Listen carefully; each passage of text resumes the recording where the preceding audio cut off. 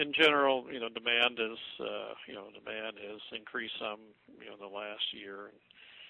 Food Incorporated was a movie that anyone in the industry will look at and realize there's some fluff in that thing, but the average consumer, viewed that as kind of a call to action, and that was, and I didn't even see the thing for 60 days, and then after I saw it, it explained where some of the questions have been coming from.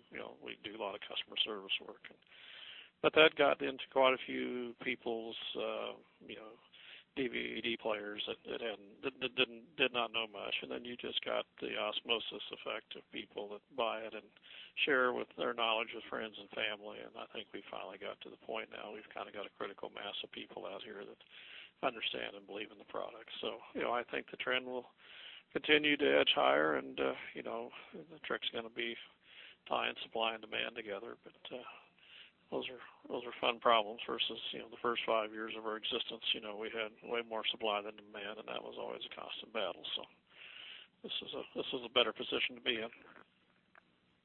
Certainly. And when was U.S. Wellness founded? No, it was September of 2000. Been around 10-year anniversary's coming up here fairly quick. Okay.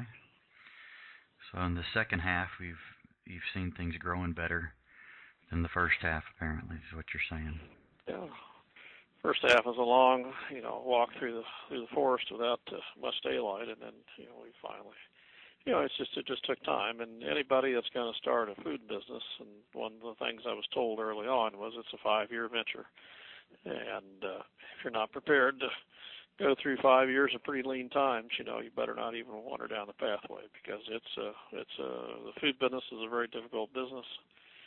Very low margin business, not like supplements and some things where you can, you see these wild margins. In the food business, you're competing against a commodity program, and so it takes longer to produce grass-fed beef, and you got the whole trick and the whole deal is to have a soil profile that produces really, really good grass and get your bricks levels up. And I think that's the first thing producers need to do, is to figure out how to add humic acid to the soil and stimulate mycorrhizal fungi, and then you can start storing carbon and increasing your plant community. And that, to me, I think is critical to the whole discussion, is be able to hold and retain more water and use managed grazing systems that give high animal impact, and with good stewardship and good husbandry. But it's I take a lot more joy out of trying to produce grass and cattle than the outside work. And the marketing's just kind of a hard, grueling enterprise. It goes on 24 hours a day. But and I've seen several people that have figured out how to produce topsoil in large quantities. I've got a friend in northern Vermont that has produced about 17 inches of new topsoil in the last 3 years. The darndest thing I've ever seen. But anyway, that's another story. But it's being able to produce topsoil and carbon is is key to better quality and faster produced beef.